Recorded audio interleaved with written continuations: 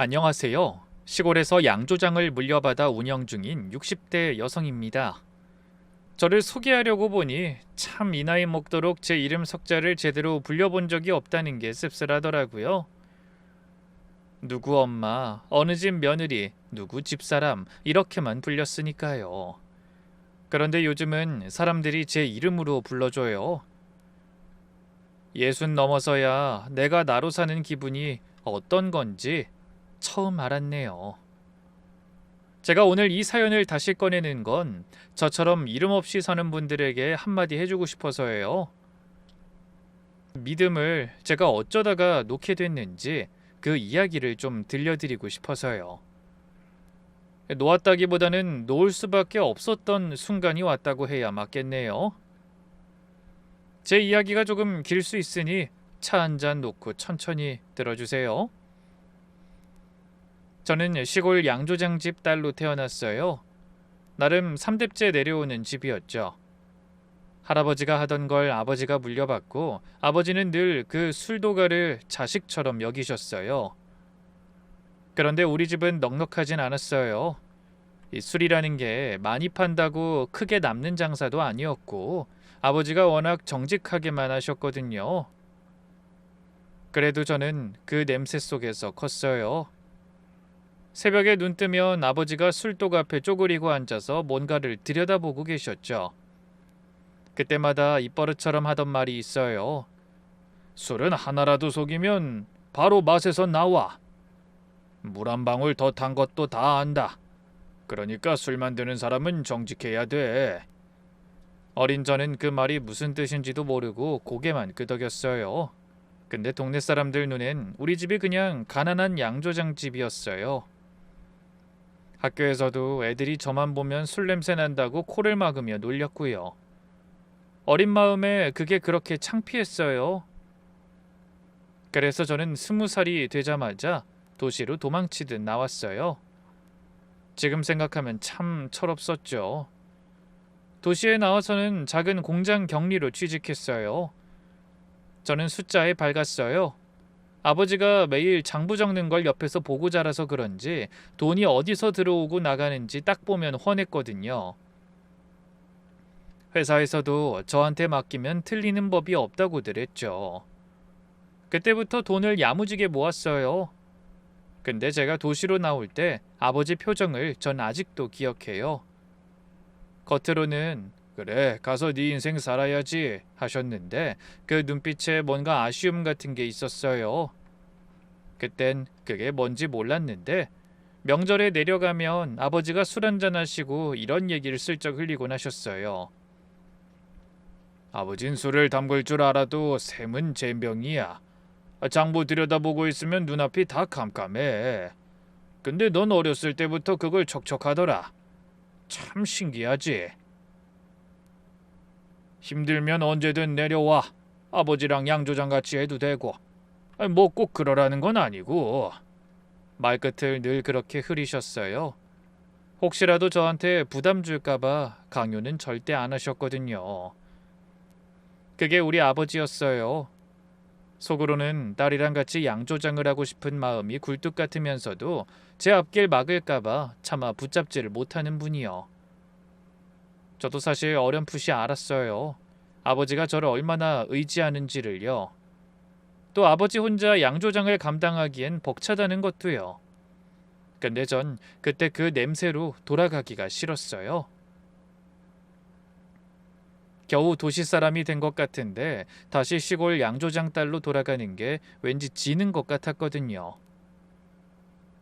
그래서 저는 늘 이렇게만 대답했어요. 아이 참 아버지도 제가 여기 일도 바쁜데 어떻게 내려가요. 나중에요 나중에. 그 나중에가 영영 안 올 줄은 그땐 몰랐어요. 아버진 그런 저를 서운해하는 기색도 없이 그저 열심히 하라며 웃으셨어요. 그 웃음 뒤에 얼마나 큰 서운함이 있었을지를 저는 한참 뒤에야 헤아리게 됐어요. 그렇게 저는 아버지의 손을 번번이 웃으며 흘려보냈고 도시에서 제 삶을 살았어요. 그때 제가 아버지 손을 잡았더라면 어땠을까? 그런 생각을 요즘 한 번씩 해요. 참 인생이라는 게 꼭 지나고 나서야 다 보이는 것 같아요. 남편은 제가 다니던 회사에 물건을 데려오던 거래처 사람이었어요. 처음엔 얼굴만 아는 사이였죠. 근데 이 사람이 올 때마다 어찌나 반듯한지 저도 모르게 눈이 가더라고요. 특히 약속 시간을 한 번도 안 어겼어요. 비가 오나 눈이 오나 딱 그 시간에 왔고요. 서류 하나를 건네도 두 손으로 공손하게 건네는 사람이었어요. 말수는 적은데 한 번 뱉은 말은 꼭 지켰고요. 저는 그 반듯함에 반했던 것 같아요. 여자 혼자 도시에서 야무지게 살아보겠다고 아등바등하던 저한테 그 사람의 그런 점이 참 든든해 보였거든요. 하루는 그이가 서류를 놓고 가면서 그러더라고요. 저기 계산이 진짜 빠르시네요. 틀리는 걸 한 번도 못 봤다고 다들 그러던데. 저는 얼굴이 빨개져서 하던 일이라 그렇다고 말았는데 그 뒤로 이 사람이 자꾸 이런저런 핑계로 절 찾더라고요. 그렇게 몇 달을 만났어요. 만나보니 참 성실하고 듬직하고 이런 사람이랑 살면 고생은 안 하겠다 싶었죠. 그렇게 결혼 얘기가 오가고 자연스럽게 상견례 자리가 잡혔어요.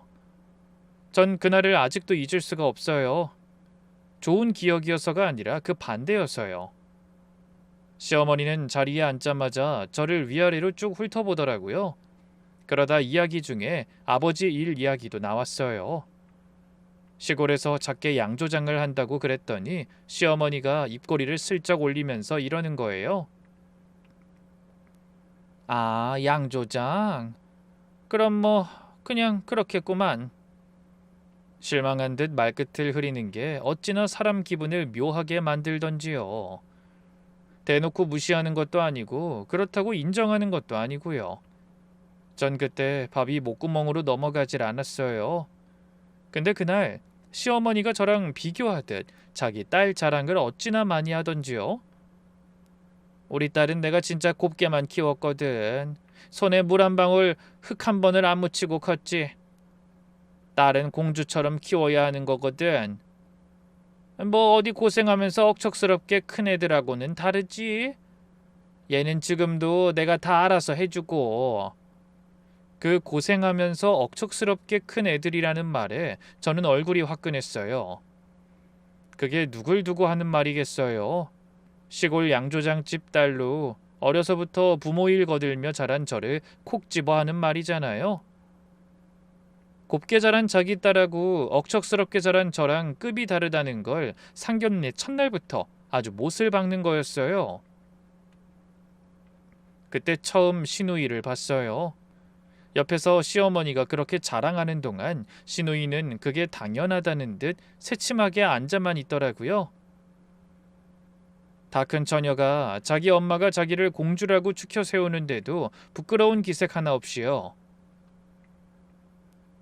결혼하고 그 집에 드나들면서 저는 그 자랑이 무슨 뜻인지 곧 알게 됐어요. 근데 보통은 귀하게 키운다고 하면 좋은 거 해먹이고 좋은 거 입히고 그러는 거잖아요. 근데 이 집은 시누이가 아무것도 못하게 하는 게 귀하게 키우는 거였어요. 시누이가 뭘 좀 하려고 하면 시어머니가 불이 나게 달려왔어요. 공주 안 돼. 넌 그런 거 하지 마. 손상한다니까. 저리 가 있어. 엄마가 할게. 설거지도 빨래도 심지어 시누이 방 청소까지 시어머니가 다 했어요. 시누이는 소파에 앉아 손톱이나 다듬고 텔레비전이나 봤고요.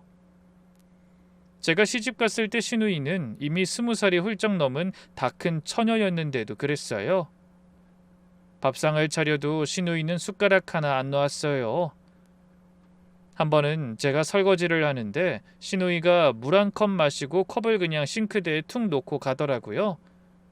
제가 무심코 컵 정도는 헹궈 놓으라고 했더니 어머니가 어디서 들었는지 쪼르르 와서는 이러는 거예요. 됐어 됐어. 그거 내가 하면 돼. 공주 손에 물 묻히지 마. 얘는 이런 거 하는 애 아니야. 그때 정말 기가 막혔어요. 며느리 손은 물에 불어 터지든 말든 상관없고 시누이 손은 물 한 방울도 안 된다는 거잖아요. 근데 그걸 대놓고 말할 수도 없으니 속만 부글부글 끓였죠. 압권은 이거였어요.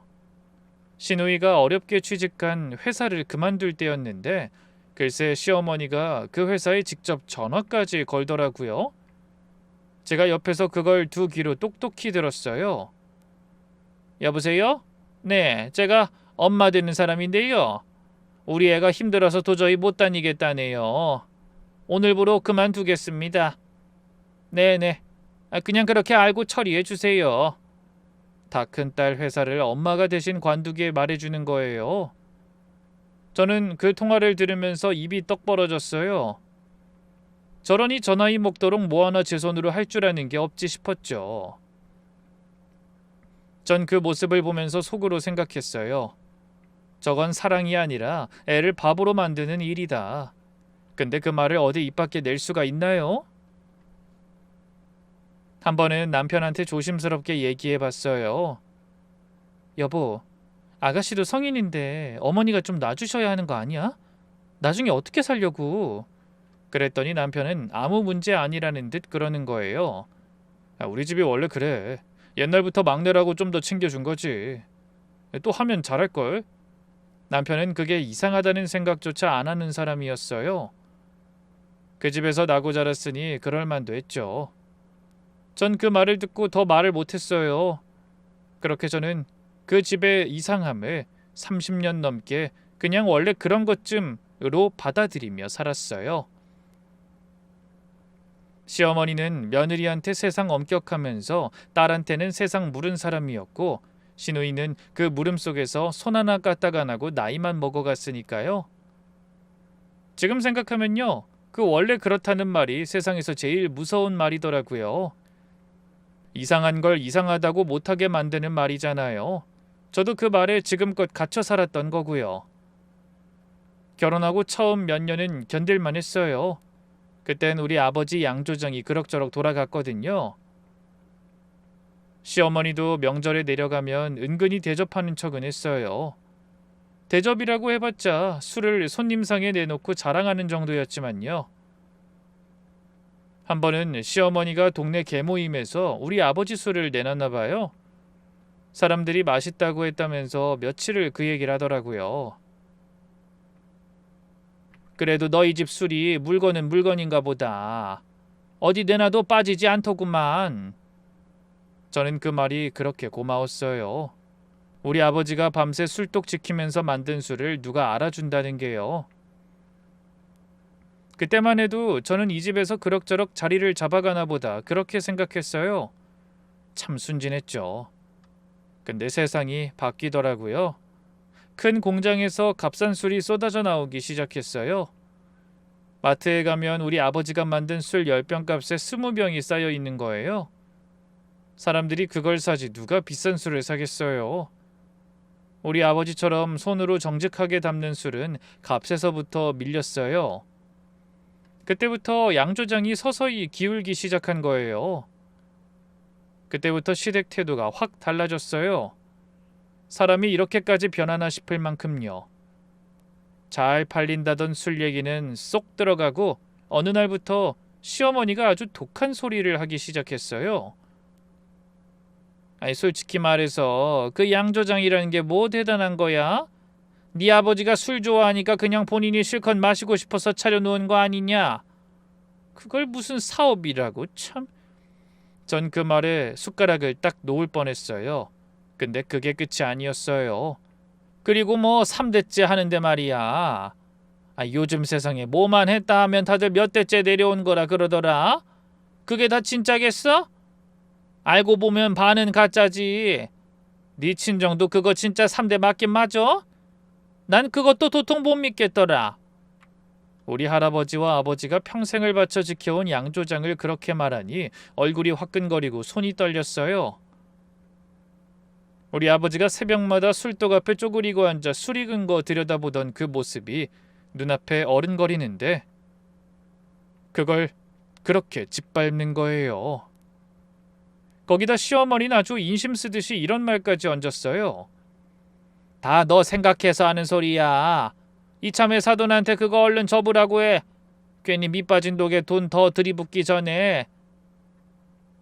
아이, 나이도 있는 양반이 붙들고 있어봤자 자식들한테 빚만 물려주지. 저는 그 말을 듣고 속에서 뭔가 울컥 치밀었어요. 시어머니가 무슨 권리로 그렇게 함부로 말하나 싶어서요.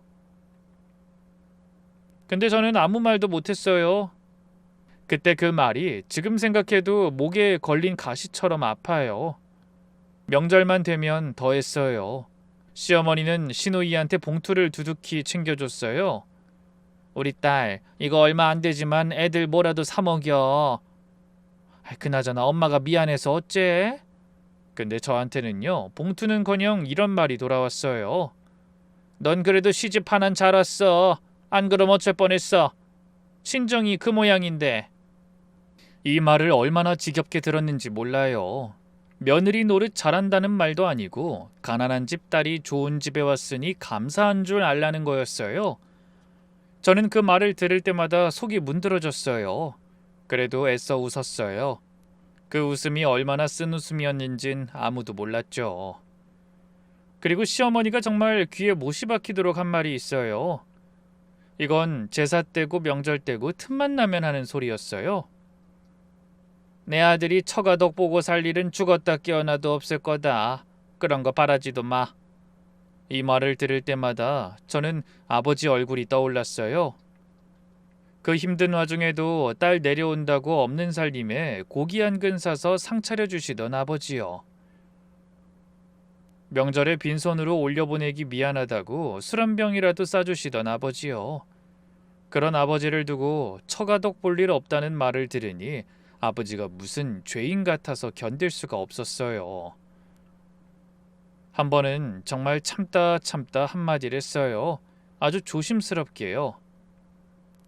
어머니, 근데 저희 친정이 지금 좀 어려워서 그렇지. 그 마음은 늘. 말이 다 끝나기도 전에 시어머니가 딱 잘랐어요. 됐어. 마음이 밥 먹여주냐? 그냥 넌 우리 집안에 들어온 걸 복으로 알아. 저는 그 뒤로 입을 다물었어요. 무슨 말을 해도 소용없다는 걸 알았거든요. 왜 그렇게 멍청하게 참기만 했냐고요? 딱 하나였어요. 친정 아버지한테 시집살이 힘들다는 소리를 죽어도 하고 싶지 않았거든요. 안 그래도 양조장 기울어서 속이 새까맣게 타들어가는 양반한테 저까지 고생한다는 걸 알리면 그 마음이 어떻겠어요? 그래서 저는 전화만 하면 목소리부터 밝게 꾸몄어요. 아버지, 저 잘 지내요. 그럼요. 남편도 잘해주고 어머니도 좋으세요. 아무 걱정 마세요. 새빨간 거짓말이었죠. 근데 그 거짓말이 저를 지탱하는 힘이기도 했어요. 아버지 앞에서만큼은 행복한 딸이고 싶었으니까요. 그때까지도요, 참는 게 도리인 줄 알았어요. 제가 참아야 집안이 편하다고요. 근데 나중에 알았어요. 그건 도리가 아니라 그냥 지는 거였다는 걸요. 참는 거랑 지는 건 다른 건데 전 그걸 헷갈리며 살았던 거예요. 지금도 그날을 죽어도 못 잊어요. 어느 날 남편이 하얗게 질려서 들어오더라고요. 밥도 안 먹고 방에 들어가 담배만 태우는데 뭔가 심상치가 않았어요. 제가 몇 번을 물어도 대답을 안 하다가 새벽쯤에야 실토를 하더라고요. 알고 보니 남편이 저 몰래 무슨 사업을 벌였던 거예요. 아는 사람 말만 믿고 사업이라는 걸 크게 벌였는데 저한테는 한마디 상의조차 없었어요. 근데 그게 홀랑 망한 거예요. 빚이 눈덩이처럼 불어서 우리가 살던 집까지 넘어가게 생긴 거죠. 압류딱지도 붙는다는 거예요. 저는 그 말을 듣고 눈앞이 까매졌어요. 애들도 아직 어린데 이 집이 넘어가면 우리 식구가 어디로 가나 싶어서요. 근데 그 와중에 남편이 저한테 한 말이 뭔지 아세요? 엄마한텐 절대 말하지 마. 죽어도 말하면 안 돼. 알겠어? 엄마가 알면 난 끝이야. 전 그 말을 듣고 잠깐 멈칫했어요. 집이 넘어가게 생겼는데 남편 걱정은 오로지 시어머니가 알까봐 두려운 거예요. 그놈의 체면요. 자기 어머니 앞에서 실패한 아들이 되는 게 집 잃는 것보다 무서운 사람이었어요. 그날부터 며칠을 밤새 울었어요. 솔직히 어디 손 벌릴 데도 없었어요. 친구한테 말하기도 창피하고 시댁엔 말도 못 꺼내고요. 그러다 마지막으로 떠오른 게 친정아버지였어요. 이미 양조장도 기울어서 하루하루가 힘든 걸 알아서 전화기를 들었다 놨다를 10번은 더 했어요. 손가락이 안 떨어지더라고요. 결국 친정까지 내려갔어요. 아버지 앞에 앉자마자 눈물부터 쏟아졌어요. 자초지종을 말씀드리는데 말보다 울음이 더 많았어요. 아버지가 한참을 아무 말 없이 담배를 태우시더라고요. 그 침묵이 어찌나 길던지 저는 아버지가 화가 난 줄 알았어요. 그럴 만도 하잖아요. 시집간 딸이 사고친 사위 뒤치다꺼리 하겠다고 손 벌리러 왔으니까요. 근데 아버지가 담배를 비벼 끄시더니 이러셨어요. 울지 마라. 박서방 힘들다는데 모른 척 할 순 없지. 있어봐. 내가 어떻게든 해볼 테니. 전 그 말에 더 서럽게 울었어요. 화를 내셔도 시원찮을 판에 오히려 남편을 더 걱정하는 거예요. 결국 아버지는 그 힘든 와중에 남아있던 땅 일부를 파셨어요. 그게 그냥 땅이 아니었어요. 기울어가는 양조장 다시 일으켜보겠다고 마지막 미천으로 쥐고 있던 땅이었어요. 사실상 아버지한텐 목숨줄 같은 땅이었단 말이에요. 그걸 두말 없이 파신 거예요. 사위 하나 살리자고요. 저는 그 돈을 받으면서 손이 벌벌 떨렸어요. 이걸 어떻게 받나? 이걸 받아도 되나 싶어서요. 제가 차마 손을 못 내밀고 있으니까 아버지가 제 두 손을 꼭 잡으시더라고요. 잘 들어. 남자는 자존심 다치면 제대로 못 살아. 이 돈 박서방한테 티내지 마라. 네가 친정덕 봤다는 말하면 평생 너한테 주눅 들어 산다. 부부 사이도 한번 기울면 다신 못 세워. 그냥 네 남편 기다려주고 믿어줘라. 이번 한 번만 눈 딱 감고 믿어줘. 알겠지? 저는 고개도 못 들고 눈물만 뚝뚝 흘렸어요. 자기 마지막 땅을 팔면서 걱정하는 게 사위 자존심이라니. 딸이 무시당할까봐, 부부 사이가 틀어질까봐요. 저는 그 손을 붙잡고 이 말만 되풀이했어요. 아버지, 죄송해요. 진짜 죄송해요. 그리고 아버진 담담하게 한마디를 더 하셨어요. 그리고 나도 마음 정했다. 이게 마지막이라고 생각하고 뭔가 제대로 해보련다. 나 하나 편하자고 접으면 우리 직원들은 다 어쩌냐. 젊어서부터 나랑 같이 늙은 사람들이야. 그 사람들 생각해서라도 죽기 전에 뭐라도 다시 일으켜 봐야지. 아버지 아직 안 죽었다. 기울어가는 양조장을 접는 게 아니라 마지막으로 살려보겠다는 거였어요. 딸 뒤치다꺼리에 마지막 땅까지 파신 양반이 그 와중에 직원들 걱정을 하시는 거예요. 저는 그 말을 듣고 아버지가 참 대단하다고만 생각했어요. 그렇게 우리 집은 제 명의로 정리됐어요. 남편은 시어머니한테 끝까지 숨겼고요. 시어머니는 그 집을 자기 아들이 제 손으로 이룬 재산으로 알고 살았겠지만요.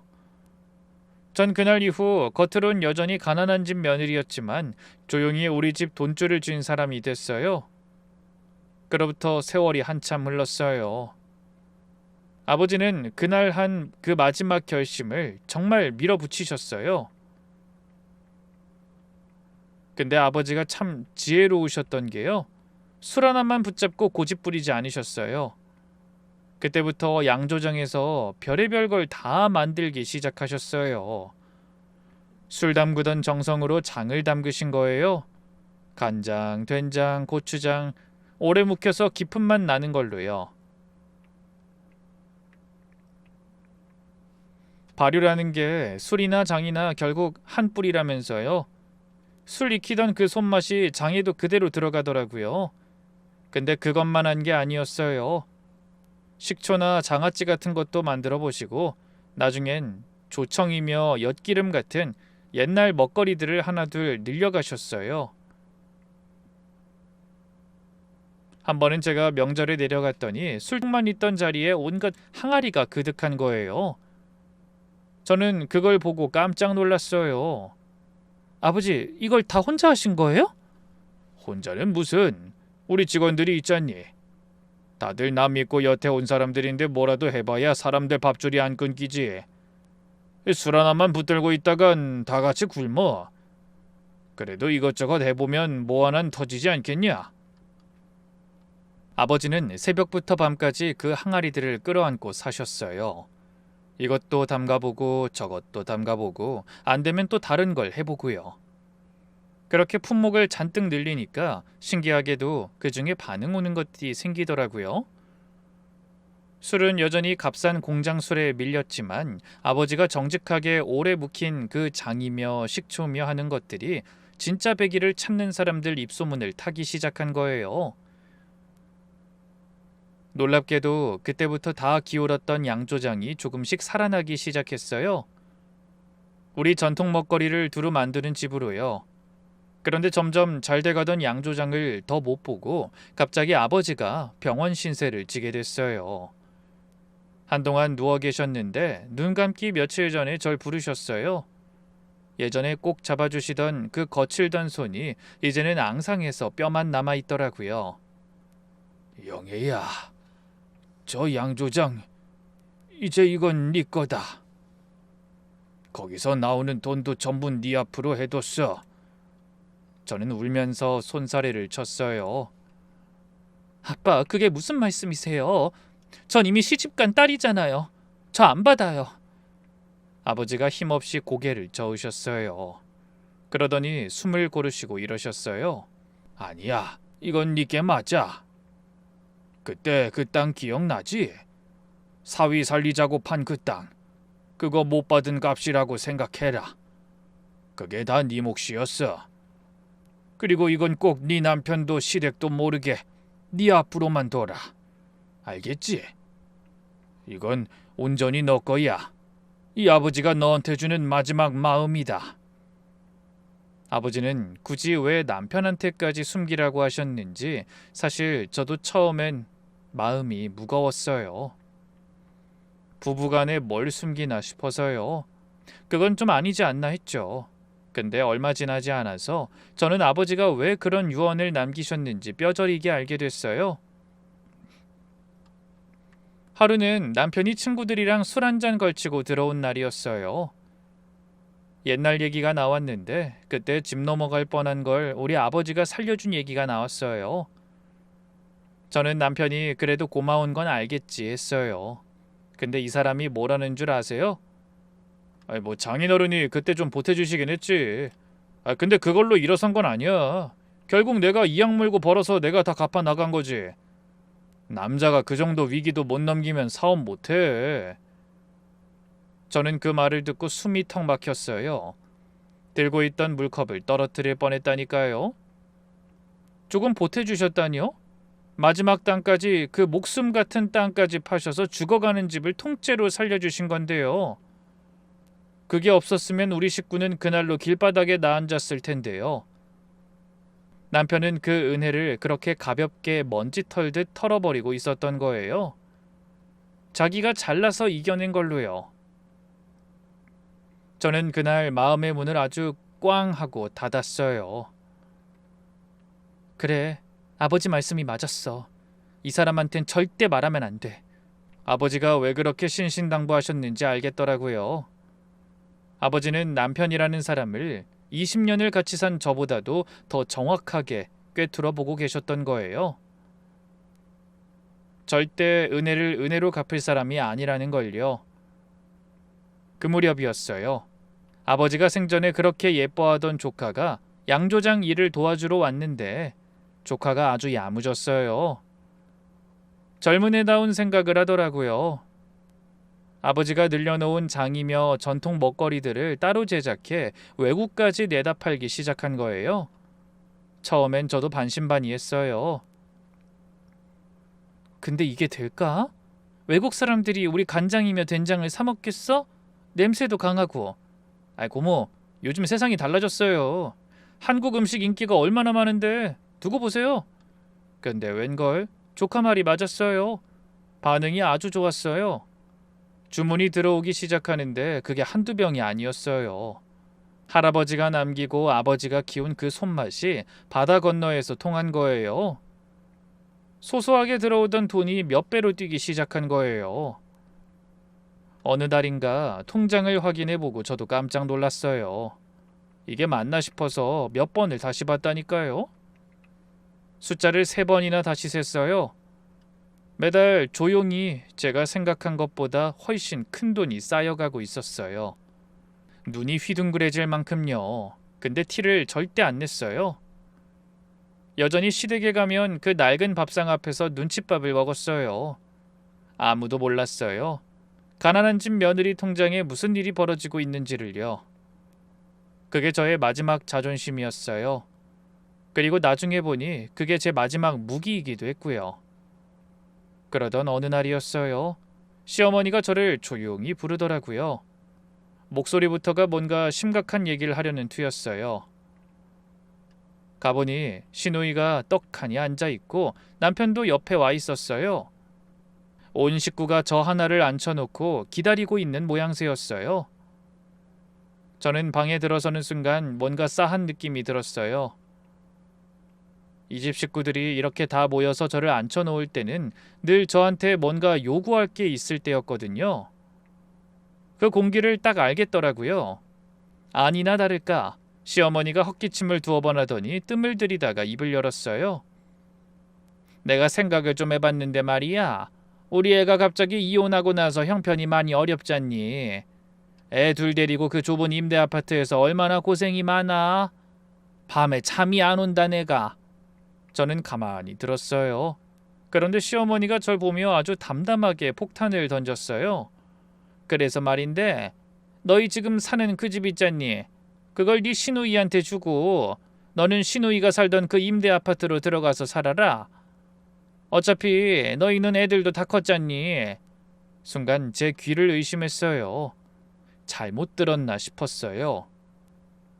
우리가 30년 넘게 산 집을, 그것도 우리 아버지가 목숨 같은 땅 팔아서 지켜준 그 집을 시누이한테 통째로 넘기라뇨? 너무 어이가 없어서 말문이 콱 막혔어요. 제가 아무 말도 못하고 얼어있으니까 시어머니가 제 표정을 보더니 쐐기를 박듯 이러는 거예요. 왜? 뭐가 문제야? 표정이 왜 그래? 너희 집 원래 가난했다며. 고생이야 익숙하잖니.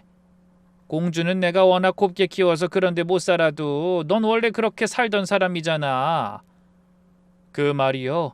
그동안 이 사람들이 저를 어떻게 봐왔는지가 고스란히 담겨 있었던 거예요. 고생은 무조건 제 목. 곱게 사는 건 자기 딸 목. 딱 그거였어요. 옆에서 시누이가 손수건을 꺼내더니 눈가를 콕콕 찍더라고요. 언니, 미안해서 어떡해. 나도 이런 말 하는 거 정말 싫어. 근데 나도 애들 생각하면 어쩔 수가 없어서. 내가 거기서 더 살다간 병이 날 것 같아서 그래. 이해 좀 해줘. 응? 저는 그 눈물을 봤어요. 근데 뭔가 이상했어요. 진짜 미안해서 우는 얼굴이 아니었거든요. 눈물은 흘리는데 눈은 하나도 안 젖어 있달까요? 손수건으로 찍는 신용만 하는데 그 눈이 은근히 제 표정을 살피고 있더라고요. 제가 넘어갈지 안 넘어갈지를요.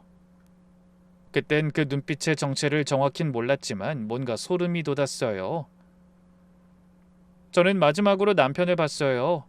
그래도 이 사람은 뭐라고 한마디는 하겠지. 아무리 그래도 제 집사람 편은 들겠지 싶어서요. 근데요. 남편은 고개를 푹 숙이고 방바닥만 뚫어져라 보고 있었어요. 또 침묵이었어요. 여태 저를 단 한 번도 지켜준 적 없는 그 지긋지긋하게 익숙한 침묵요. 저는 그 침묵이 하도 답답해서 이번엔 제가 먼저 남편한테 물었어요. 여보, 당신은 할 말 없어? 왜 아무 말도 안 해? 남편이 흠칫하더니 그래도 고개를 안 들더라고요. 그냥 우물거리기만 했어요. 할 말 없다는 건 당신도 찬성이라는 거네? 이 얘기 나 부르기 전에 다 끝난 거였네. 그제야 남편이 고개를 들었는데 제 눈을 이리저리 피하면서 한다는 소리가 이거였어요. 아이, 그게 엄마 말도 일리가 있잖아. 애들이 딱하기도 하고. 당신이 좀 이해해주면 안 돼? 전 그 말에 그만 마음이 싹 식어버렸어요. 일리가 있대요. 자기 아내를 집에서 내쫓아서 임대 아파트로 보내겠다는 게 일리가 있대요. 그 순간 알겠더라고요. 이 사람은 처음부터 저쪽 편이었다는 걸요. 전 그 방에서 처음부터 혼자였던 거예요. 그 순간이었어요. 제 마음속에서 뭔가가 툭하고 끊어지는 소리가 났어요. 오래 붙들고 있던 무슨 질긴 줄 하나가 그날 그 방에서 뚝 끊어진 거예요. 이상하게 눈물도 안 났어요. 화도 안 났고요. 그냥 뭔가 서늘하게 가라앉는 느낌이었어요. 근데 저는 아무 말도 안 하고 있었어요. 그냥 그 자리에 앉은 사람들 얼굴을 하나하나 눈에 담았어요. 흡족한 시어머니 얼굴, 눈치 살피며 우는 척하는 시누이 얼굴, 그리고 끝까지 고개 못 드는 남편 얼굴까지 사진 찍듯이 아주 또렷하게요. 이 얼굴들을 나는 평생 안 잊겠다. 그런 마음으로요. 다들 제가 어떻게 나올지 기다리는 눈치였어요. 방 안 공기가 팽팽했어요. 참다 결국 눈물 보이면서 어떻게 저한테 이러냐 억울해하면 시어머니가 억지를 부리며 상황을 정리하고 늘 그 패턴이었어요. 근데 그날은 좀 달랐어요. 저도 제가 그렇게 나올 줄 몰랐어요. 저는 잠깐 숨을 고르고 옅게 웃으면서 이렇게 말했어요. 어머니가 그러라면 그래야죠. 저야 뭐 어머니 뜻 따라야죠. 어쩌겠어요. 방 안 공기가 순식간에 확 풀리더라고요. 시어머니 얼굴에 화색이 돌았어요. 그래. 역시 우리 며느리가 사람이 됐어. 진작 그럴 것이지. 잘 결정했다. 시누이도 눈물 찍던 손수건을 슬그머니 내리더라고요. 남편도 그제야 고개를 들며 안도하는 얼굴이 됐어요. 다들 역시 하는 표정이었어요. 우리 뜻대로 되는구나. 그런 얼굴들요. 서로 눈짓을 주고받으면서 은근히 좋아하는 게 다 보였어요. 근데 그 사람들은 몰랐을 거예요. 그 짧은 순간에 제 속에서 무슨 일이 벌어지고 있었는지를요. 저는 웃는 얼굴 안쪽에서 속으로 이렇게 되뇌었어요. 원하는 대로 다 해드릴게요. 근데 어디 끝까지 한번 가봅시다. 당신들이 원하는 그 끝이 어떤 건지 똑똑히 보여줄게요. 사실 저는 항상 참는 쪽이었어요. 참는 게 이기는 거라 믿으면서요.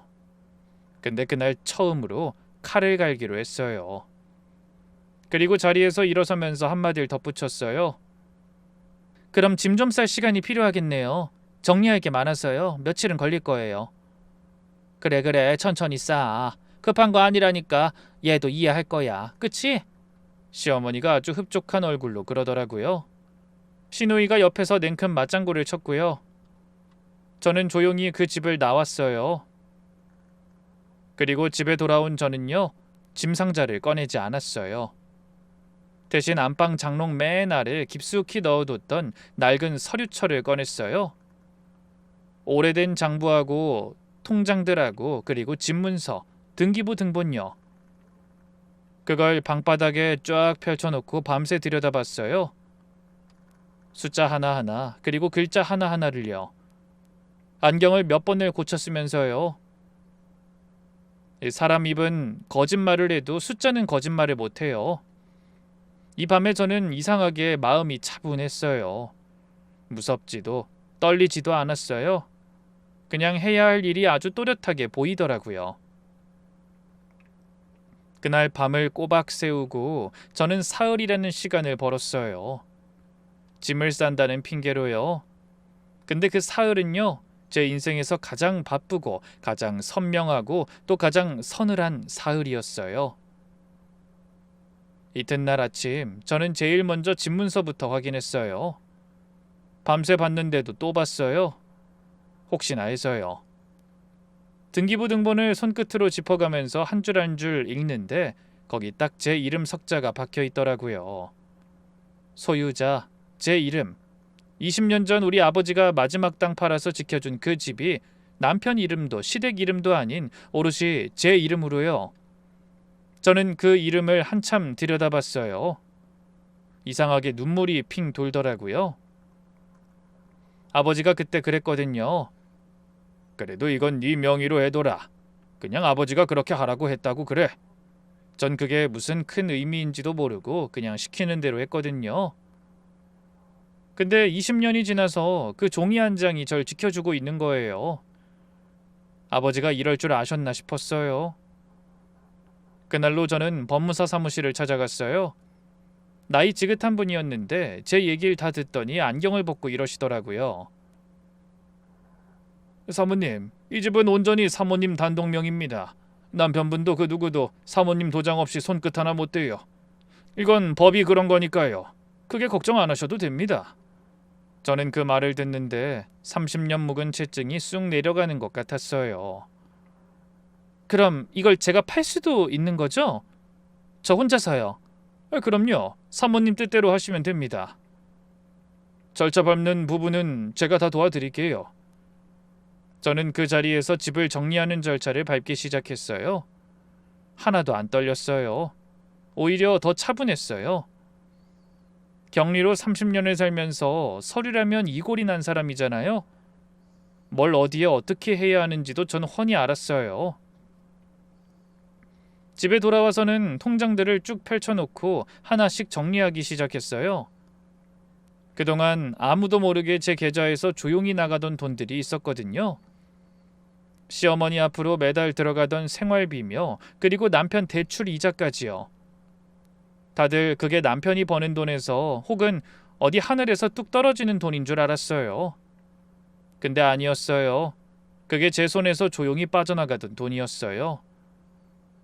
전 일단 그것부터 하나씩 끊었어요. 자동이체를 하나 해지할 때마다 이상하게 마음이 가벼워지더라고요. 오랜 시간 제 어깨를 짓누르던 짐을 하나씩 내려놓는 기분이었어요. 시어머니 생활비 자동이체를 해지하는데 손가락이 잠깐 멈칫하긴 했어요. 그래도 명색이 시어머니인데 싶어서요. 근데 그 순간 우리 친정 가난하다며 비난하던 목소리가 귓가에 딱 울리더라고요. 저는 미련 없이 해지 버튼을 눌렀어요. 그리고 나서 제일 중요한 걸 했어요. 아버지가 남겨주신 그 양조장 수익 계좌요. 그걸 남편이 죽었다 깨나도 손 못 대게 완전히 따로 떼어서 법적으로 꽁꽁 묶었어요. 원래도 남편 모르게 관리하던 돈이었지만 이참에 아주 확실하게 못을 박은 거예요. 이건 아버지가 저한테 주신 거니까요. 이건 절대로 저 사람들 손에 한 푼도 안 넘어가요. 그렇게 서류를 정리하다가 저는 아버지가 남긴 낡은 장부를 다시 펼쳐봤어요. 아버지 손때 묻은 그 장부요. 맨 뒷장을 넘기는데 거기 아버지 글씨로 뭔가 적혀 있는 걸 봤어요. 그건 저도 20년이 넘도록 몰랐던 거예요. 아버지가 저 몰래 적어두신 거였어요. 우리 딸, 똑똑한 내 딸. 살다가 힘들거든 이걸 봐라. 아버지는 술을 담가도 셈은 몰랐지만 넌 다르다. 너는 네 인생 셈을 똑바로 할 줄 아는 사람이야. 그러니 남한테 휘둘리지 말고 살아라. 네가 생각한 게 정답이고 옳아. 저는 그 자리에서 무너졌어요. 장부를 끌어안고 얼마나 울었는지 몰라요.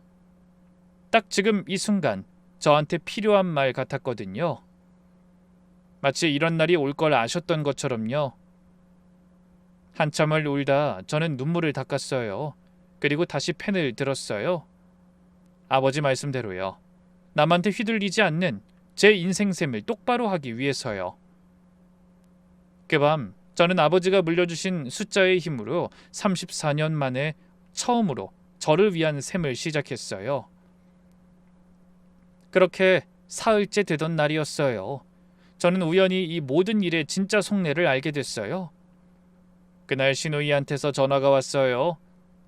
집 넘기는 걸 언제 어떻게 할 거냐고 서두르는 눈치였어요. 목소리가 어찌나 살가운지 평소 저를 본체만치 하던 사람이 맞나 싶었어요. 언니, 별일 없지? 저기 그 집 말이야. 그거 그냥 들어가서 사는 거 말고 아예 명의를 내 앞으로 넘겨주면 안 될까? 그게 여러모로 깔끔할 것 같아서. 저는 순간 했어요. 애초에 시어머니가 집을 시누이 주고 나가라까지였지 명의까지 넘기라는 얘기는 없었거든요. 그냥 들어와 사는 거랑 명의까지 아예 넘기는 거랑은 하늘과 땅 차이잖아요. 저는 이상하다 싶어서 슬쩍 떠봤어요. 아가씨, 그냥 들어와서 살면 되죠. 명의까지 넘기라뇨. 그건 얘기가 좀 다른데? 그러니까 시누이가 기다렸다는 듯이 말을 늘어놓더라고요. 아, 그게 애들 학교 문제 때문에 그래. 요즘은 그 집 명의가 있어야 애들 전학이면 뭐며 처리가 깔끔하대. 세대주가 어쩌고 하면서 복잡하더라고. 나야 뭐 아무 상관없는데 애들 생각하면 마음이 그렇지. 언니도 애 키워봤으니까 알잖아. 애들 핑계를 대는데 어찌나 술술 나오는지요.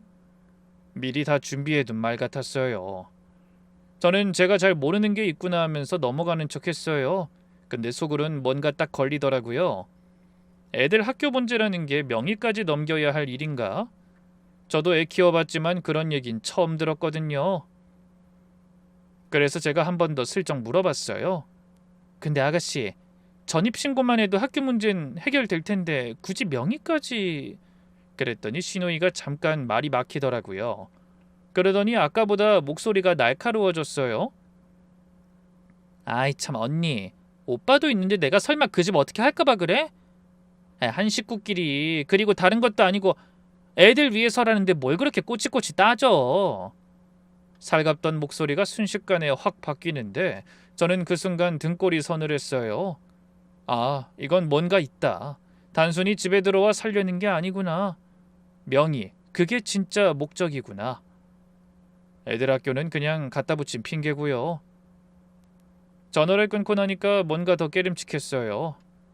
형편이 힘들어져서 들어와 산다는 사람이 왜 이렇게 명의 넘기는 것에만 목을 매나. 저는 그 길로 예전부터 알고 지내던 먼 친척 한 사람한테 전화를 걸었어요. 시누이 사정을 아는 사람이었거든요. 이것저것 물어보다가 저는 그만 소름이 쫙 끼치고 말았어요. 알고 보니 시누이가요. 형편이 어려운 게 아니었어요. 아니 어렵긴 어려운데 그 이유가 딴 데 있었어요. 시누이가 어디서 큰 빚을 졌더라고요. 그것도 남의 보증까지 잘못 써서 빚쟁이들한테 시달리고 있었던 거예요. 그래서 자기 이름으로 된 건 뭐든 압류당할 판이었고요. 그러니까 시누이한테 필요한 건 당장 살 집이 아니었어요. 자기 빚하고 아무 상관없는 깨끗한 부동산이었던 거예요. 압류 안 당할 빚쟁이 손 안 닿는 집요. 그래서 제 집을 노린 거였어요. 더 기가 막힌 건요. 시누이 이혼도 알고 보니 진짜 이혼이 아니었어요. 재산을 남편 쪽으로 빼돌려서 빚잔치를 피하려고 서류상으로만 갈라선 위장 이혼이었던 거예요. 불쌍한 척 애들 데리고 고생하는 척 그것도 다 연기였어요. 어쩐지 눈은 왜 안 젖어 있었는지 그제야 알겠더라고요.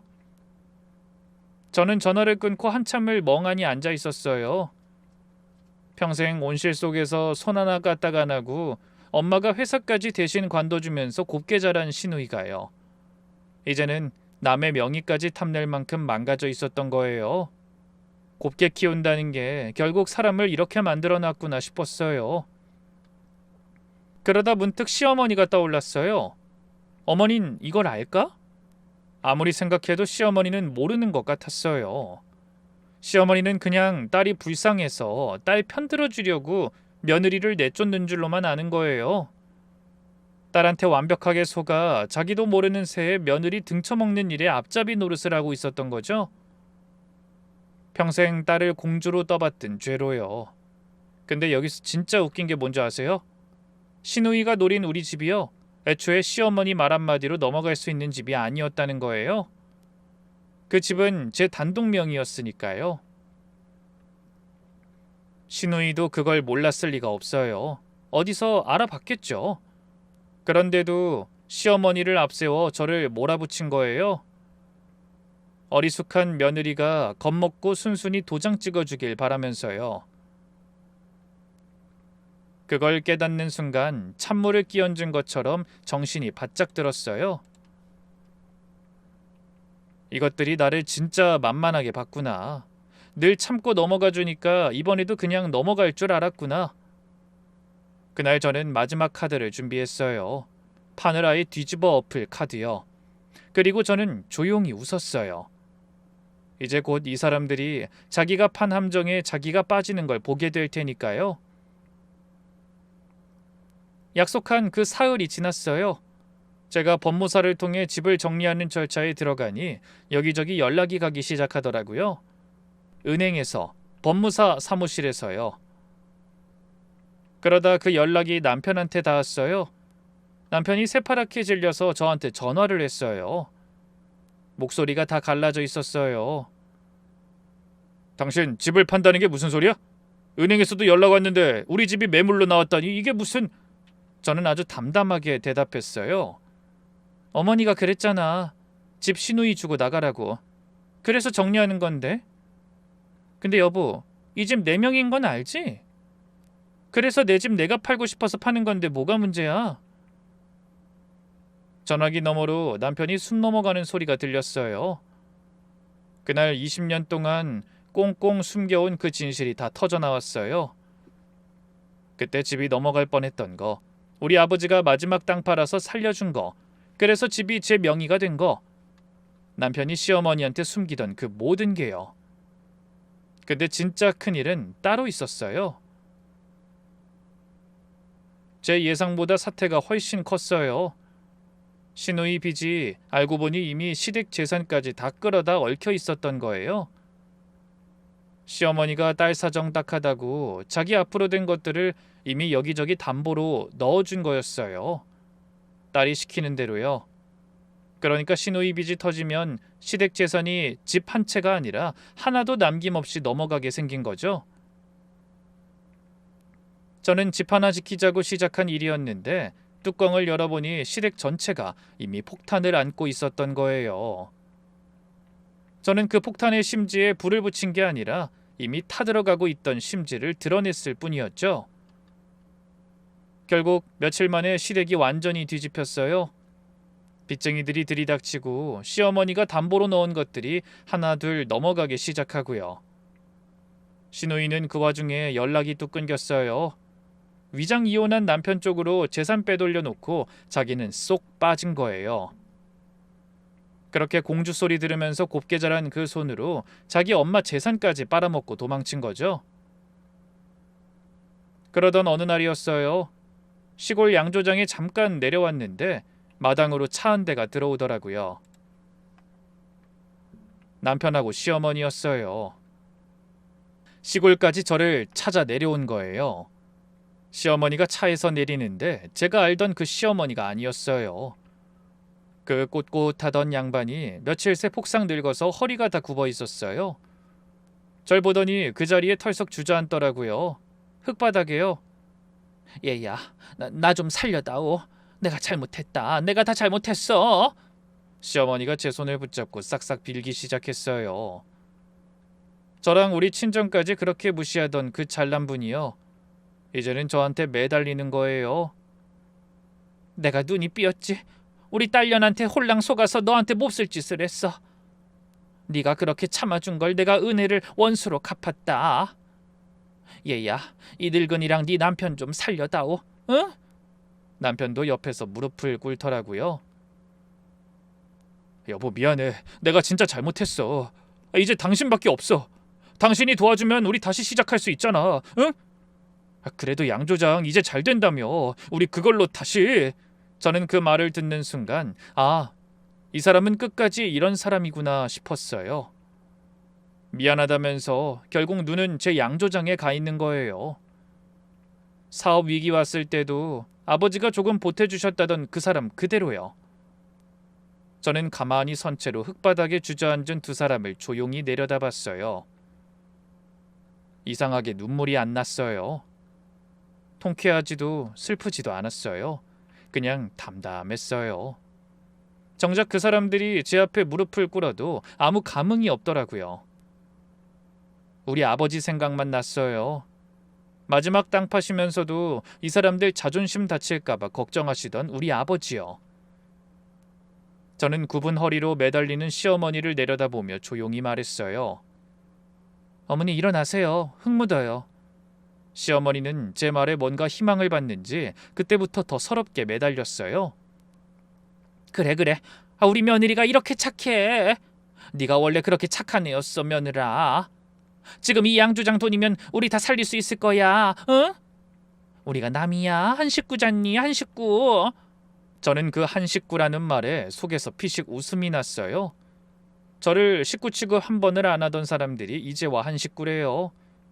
그때 저는 미리 준비해둔 서류 봉투를 꺼냈어요. 그리고 두 사람 앞에 내려놨어요. 시어머니가 그걸 떨리는 손으로 집어들었어요. 첫 번째는 집 매각 완료 서류였어요. 이미 다 끝난 거예요. 그 집은 이제 남의 집이었어요. 시누이한테 넘어갈 일도 담보로 잡힐 일도 없이 깨끗하게 정리된 돈이 돼서 제 손에 들어와 있었어요. 이어서 두 번째 서류를 보더니 시어머니 손이 멈칫하더라고요. 그건 양조장 수익이 오롯이 제 것이라는 증빙 서류였어요. 법적으로 꽁꽁 묶여서 그 누구도 손 못 대는 제 재산이라는 사실을 증명하는 거였죠. 저는 떳떳해진 어깨로 두 사람을 번갈아 보며 그동안 하고 싶었던 말을 차분하게 꺼냈어요. 어머니가 그렇게 별 볼 일 없다면서 무시한 제 친정이요. 이 양조장에서 나온 돈이 사실은 이 집안을 먹여 살렸어요. 아시겠어요? 시어머니 눈이 흔들렸어요. 그게 무슨 소리냐? 어머니 생활비요. 매달 어머니 앞으로 들어가던 그 돈, 그거 이 사람이 준 거 아니에요. 제 계좌에서 나갔어요. 그뿐인 줄 아세요?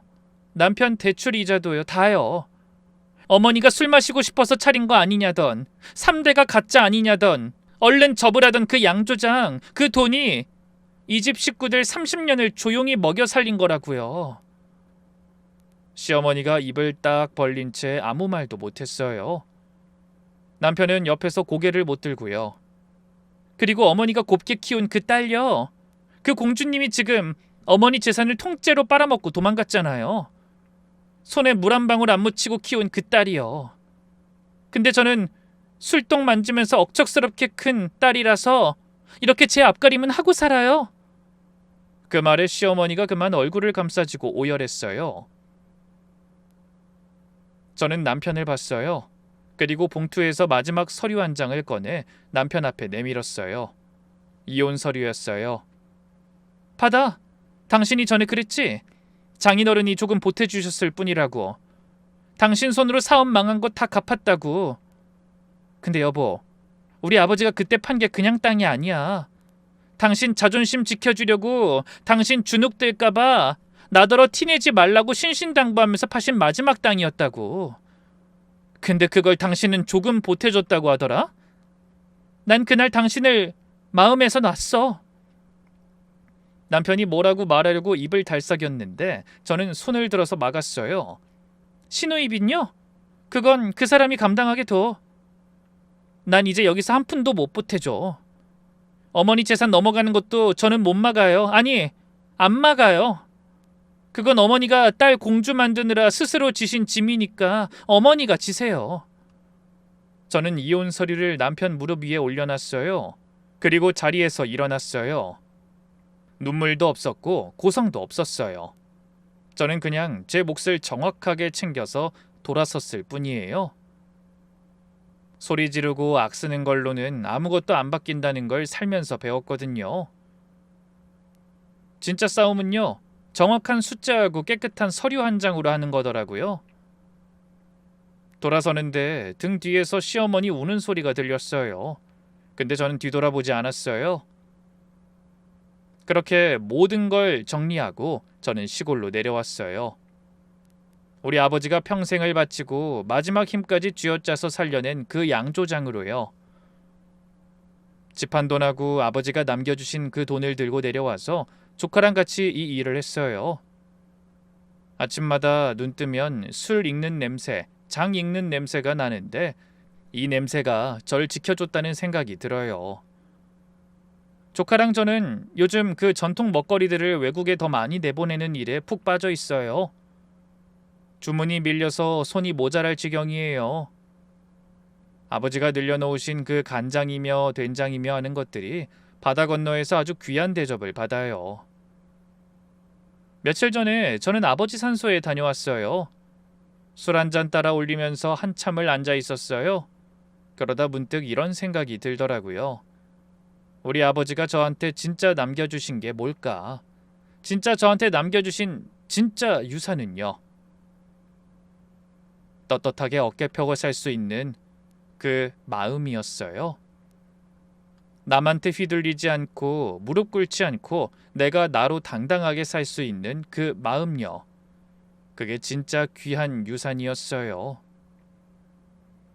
저도 사실 나이를 꽤 먹었지만요. 남은 날은요. 제 이름으로 제 인생으로 살려고요. 누구 며느리, 누구 집사람 말고요. 혹시 저처럼 참는 게 미덕인 줄 알고 사시는 분들 계시면 딱 한마디만 드리고 싶어요. 참는 게 착한 게 아니더라고요. 무작정 참기만 하는 건 착한 게 아니라 그냥 지는 거예요. 그리고 누군가를 가난하다고 함부로 무시하기 전에 그 사람 속이 얼마나 단단한지부터 좀 봤으면 좋겠어요. 겉이 초라하다고 속까지 초라한 건 아니거든요. 긴 이야기 들어주셔서 고맙습니다. 부디 여러분도 당당하게 사세요.